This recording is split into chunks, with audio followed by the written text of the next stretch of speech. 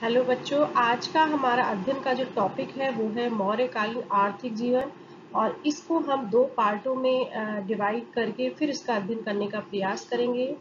आज जिस विषय पर हम बात करेंगे वो है कि मौर्यकालीन आर्थिक जीवन के तहत कृषि की किस तरह की व्यवस्था थी। उस पर हम मुख्य रूप से चर्चा करेंगे। जो हमारा अगला जो वीडियो लेक्चर होगा उसमें व्यापार, उद्योग धंधों, साथ में ही मौर्यकालीन मुद्रा प्रणाली के संदर्भ में हम बात करेंगे। तो मौर्यकालीन आर्थिक जीवन पर चर्चा करने से पहले हम यह जान लेते हैं कि मौर्यकालीन आर्थिक जीवन के विषय में हमको जानकारी कहाँ से प्राप्त होती है।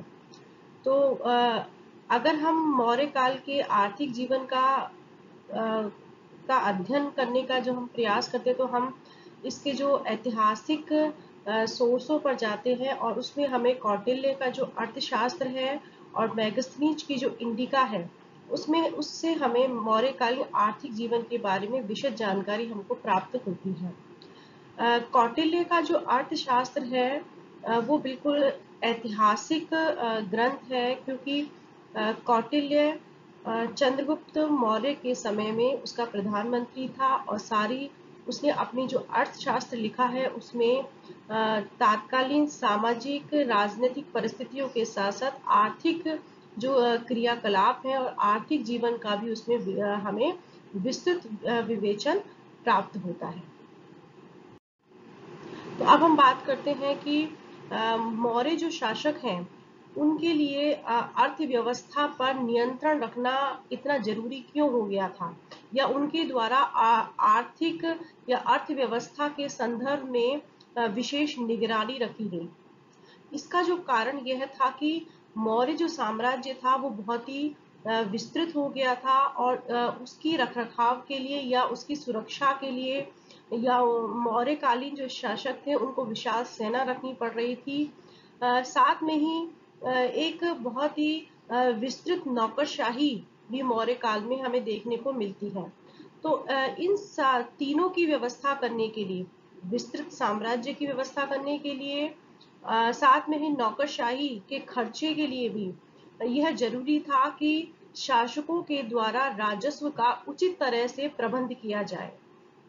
और इसलिए मौर्यकालीन शासकों ने राजस्व के उचित प्रबंध की तरफ विशेष ध्यान दिया। इसके अलावा लगातार जनसंख्या में वृद्धि हो रही थी और बढ़ती हुई जनसंख्या के लिए ये आवश्यक था कि अधिक उत्पादन के उपाय किए जाएं।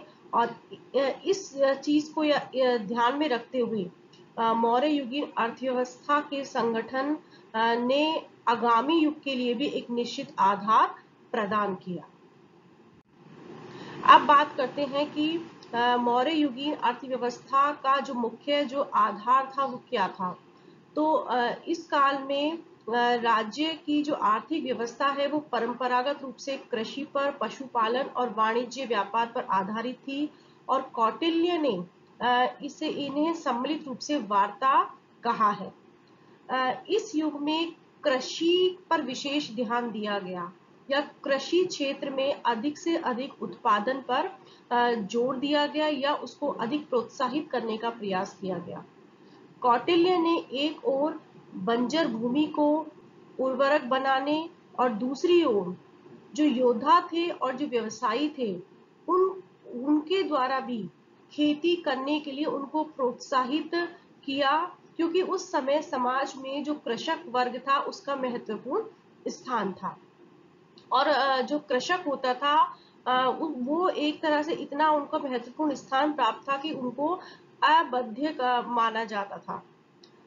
मैगस्थनीज ने अपनी जो इंडिका लिखी है उसमें सामाजिक जो वर्ग की जो सूची दी है उसमें दार्शनिकों के बाद उसने कृषकों की ही गणना की है। तो कहने का मतलब है कि समाज में कृषकों का विशेष स्थान था और सम्मान था। इस काल में खेत को परती या परतों छोड़ देने को दंडनीय अपराध माना जाता था और इसीलिए पूरे वर्ष पर्यंत 3 प्रकार की फसलें मौर्य युगीन काल में की जाती थी। और वो कौन सी थी? वो थी हेमंत, ग्रीष्म और केदार। खेती योग्य जो भूमि थी वो दो प्रकार की थी, और वो थी सीता और करद। सीता राजा की भूमि होती थी जिस पर वह खेती कराता था, जबकि जो करद भूमि होती थी वो निजी व्यक्तियों की भूमि होती थी। पूरे वर्ष में कई प्रकार के धान पैदा किए जाते थे, जैसे कि व्रीहि, प्रियंगु, दारक, बरक, मुरगुद, माश, मसूर, यव, गोधूम, कलाय और अलसी जैसे जीन्स पैदा की जाती थी। इसके अतिरिक्त कपास, ईख और अंगूर की खेती भी की जाती थी। मौर्य युगीन जो आर्थिक क्षेत्र में या कृषि के क्षेत्र में वैज्ञानिक तकनीक का प्रयोग किया जाने लगा था, और बीजों को आरोपित करने के लिए और विभिन्न प्रकार के खादों का प्रयोग मौर्य युगीन कृषि के क्षेत्र में होने लगा था, जो कि कृषि के वैज्ञानिक स्वरूप की ओर संकेत करता है। मूल रूप से तात्कालीन जो कृषि है वो वर्षा के जल पर निर्भर करती थी, परंतु मौर्य शासकों को यह भी एहसास था कि कृषकों को सुविधा देने से ही राजस्व में वृद्धि होगी, इसलिए उनके द्वारा बहुत से स्थानों पर सिंचाई की व्यवस्था की गई। जैसे कि हमको जूनागढ़ जो अभिलेख मिला है उससे पता चलता है कि सौराष्ट्र में कृषकों को सिंचाई की सुविधा उपलब्ध कराने के लिए ही चंद्रगुप्त मौर्य के द्वारा प्रांतीय शासक पुष्यगुप्त को नियुक्त किया गया था, और उसने वहां पर सुदर्शन झील का निर्माण करवाया था। राजा का संपूर्ण भूमि पर अधिकार नहीं था, लेकिन फिर भी कृषक और जो निजी भूमि के स्वामी को उपज का एक जो निश्चित भाग है वो कर के रूप में राजा को देना पड़ता था, और यह जो भाग था वो 1/4 था। इसको भाग कहते थे।